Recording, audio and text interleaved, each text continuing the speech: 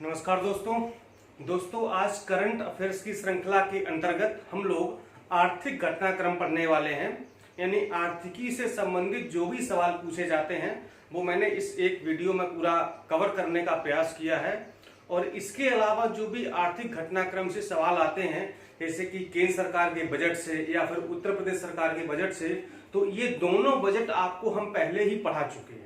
ठीक है, केंद्र सरकार का बजट यानी भारत सरकार का बजट और उत्तर प्रदेश सरकार का बजट, ये दोनों बजट के लेक्चर यानी वीडियो वहां पर पड़े हुए हैं। बजट प्लेलिस्ट में जाएंगे तो वहां पर बजट वाली प्लेलिस्ट है, उसमें आपको दोनों ये लेक्चर मिल जाएंगे। ठीक है, तो ये सब मिला करके यानी वो बजट केंद्र सरकार का, उत्तर प्रदेश सरकार का बजट, और ये मिला करके लगभग इकोनॉमिक्स वाला पोर्शन हमारा कंप्लीट हो गया है। इसके अलावा शायद ही कोई ऐसा प्रश्न बच पाए कि जो बाहर जाए। ठीक है, तो इसमें मैंने काफी सारे करीब 30-35 प्रश्नों को यहाँ पर समेटने का प्रयास किया है और आप देखेंगे बहुत ही महत्वपूर्ण प्रश्न है। बाकी और भी छोटे मोटे प्रश्न तो बन ही जाते हैं आर्थिक घटनाक्रम से, ठीक है, लेकिन वो उतने इंपॉर्टेंट नहीं होते हैं। ये जो प्रश्न यहाँ पर मैंने आपको दिए हैं बहुत ही इंपॉर्टेंट हैं और हो सकता है कि यहाँ से आपको 4-5 सवाल इकोनॉमिक्स के मिल जाएं। ठीक है, तो चलिए शुरुआत करते हैं आज हम करंट अफेयर्स की, और जिसका नाम है आर्थिक घटनाक्रम या आर्थिकी।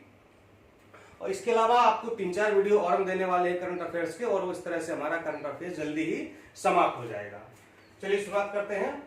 तो हुरून ग्लोबल रिच लिस्ट 2020, ठीक है, ये जो हमारे विश्व में सबसे अमीर लोग होते हैं या जो सबसे पैसे वाले धनी व्यक्ति होते हैं, तो उनकी एक लिस्ट जारी की जाती है हर साल। इसका नाम है हुरून ग्लोबल रिच लिस्ट 2020। ये 2020 की लिस्ट है।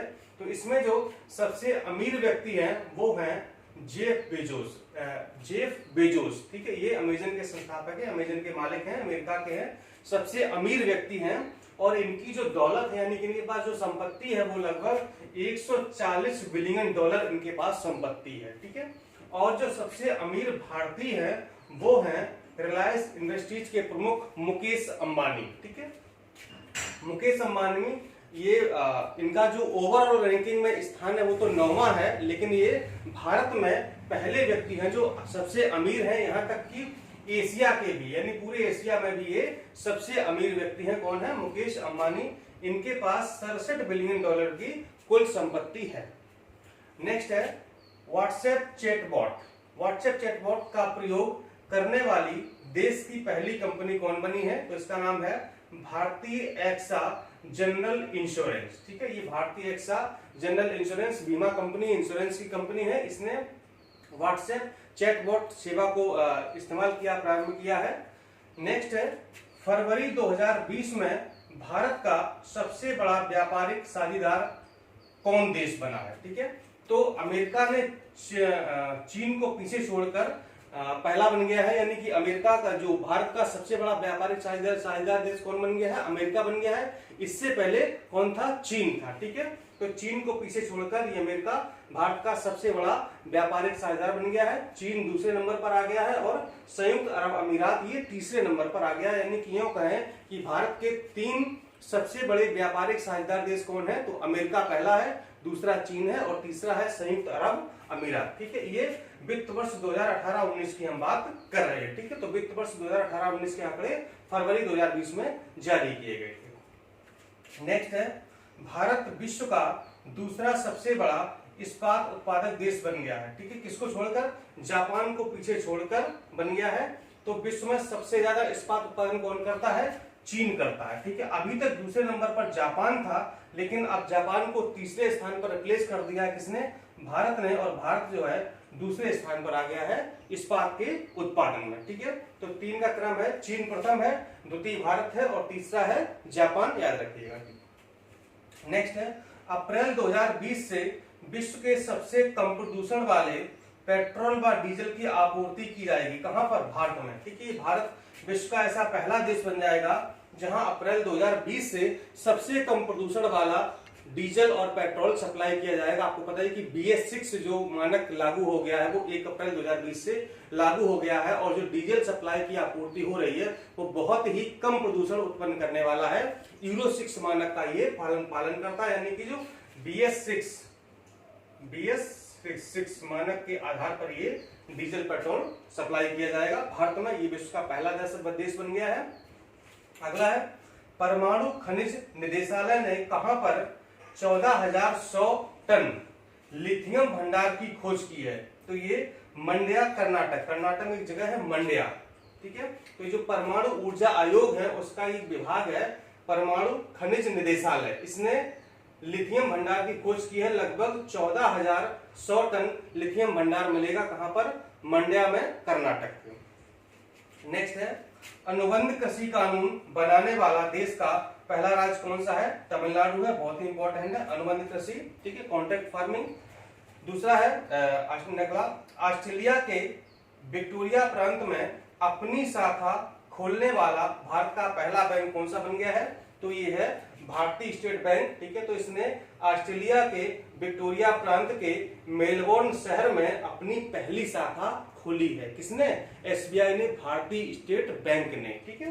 तो ऑस्ट्रेलिया में पहली शाखा खोलने वाला ये भारत का पहला बैंक बन गया है एसबीआई। अगला है निजी शिक्षा क्षेत्र को मातृत्व लाभ, ठीक है, मैटरनिटी जो बेनिफिट है या लीव्स है को प्रदान करने वाला देश का पहला राज्य कौन सा बना है? केरल, ठीक है।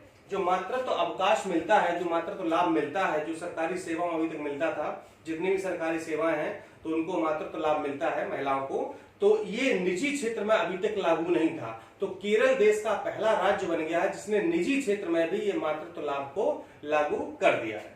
नेक्स्ट भारत की वो है ई कॉमर्स कंपनी जिसने भारतीय कारीगरों, बुनकरों और शिल्पकारों को सशक्त बनाने के लिए एक नई पहल समर्थ लॉन्च की है, ठीक। क्या की है?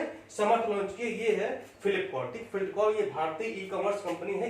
ई कॉमर्स कंपनी क्या है? जो ऑनलाइन मतलब मार्केटिंग करती है, जैसे अमेजन है, फ्लिपकार्ट है, ये सब क्या है? ये ई कॉमर्स कंपनियां है। तो ये भारतीय ई कॉमर्स कंपनी फ्लिपकार्ट इसने जो है भारतीय कारीगरों, बुनकरों और शिल्पकारों को सशक्त बनाने के लिए समर्थ पहल को लॉन्च किया है। नेक्स्ट है सर्कुलर अर्थव्यवस्था। ये नया टर्म है, हाल ही में चर्चा में रहा है। सर्कुलर अर्थव्यवस्था किससे संबंधित है? तो ये कचरे के पुनर्चक्रण से नवीन उत्पाद तैयार करने से संबंधित है, ठीक है। यानी कि जो कचरा वगैरह है उसको रिसाइकिल करके उसको कुछ नया उत्पाद बनाने से संबंधित है सर्कुलर इकोनॉमिक, ठीक है, सर्कुलर अर्थव्यवस्था। वो है भारतीय बैंक जिसकी संघाई स्थित शाखा को चीन के राष्ट्रीय अग्रिम भुगतान प्रणाली में शामिल किया गया है, ठीक है। तो भारतीय स्टेट बैंक यानी कि एसबीआई की शाखा कहां पर स्थित है? चीन के संघाई में स्थित है और इस शाखा को चीन की जो राष्ट्रीय अग्रिम भुगतान प्रणाली है इसमें शामिल कर लिया गया है, ठीक है। और यह भारत की एकमात्र बैंक है जिसे स्थानीय मुद्रा में व्यापार करने का लाइसेंस मिला, ठीक है। क्योंकि चीन में ऐसे संघाई के अलावा भी और भी शाखाएं स्थित है एसबीआई की, लेकिन जो संघाई में एसबीआई की शाखा है उसको इस भुगतान प्रणाली में शामिल कर लिया गया है। इसलिए यह शाखा अब चीन की यानी कि वहां की स्थायी मुद्रा में अब व्यापार कर सकेगी। लिखा है ना, भारत के एकमात्र बैंक जिसे स्थानीय मुद्रा में व्यापार करने का लाइसेंस मिल गया, यानी कि चीन की स्थानीय जो मुद्रा वहां पर है उसमें व्यापार ये कर सकेगी। नेक्स्ट है मसाला बॉन्ड मार्केट में प्रवेश करने वाला भारत का पहला राज्य कौन सा है? तो केरल है, ठीक है।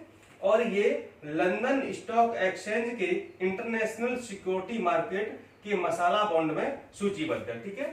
ये लंदन स्टॉक एक्सचेंज के इंटरनेशनल सिक्योरिटी मार्केट के मसाला बॉन्ड, जो मसाला वहां पर जो मसाला स्टॉक एक्सचेंज है लंदन का, तो वहां पर इसको सूचीबद्ध किया गया है। इसलिए ये मसाला बॉन्ड मार्केट में प्रवेश करने वाला भारत का पहला राज्य बन गया है। कौन सा? केरल। नेक्स्ट है आरबीआई के रेपो दर के साथ लिंक करने का निर्णय लेने वाला देश का पहला बैंक है एसबीआई, ठीक है। आपको पता है कि जो आरबीआई दो दरें लागू करती है, एक रेपो रेट और एक रिवर्स रेपो रेट, ठीक है।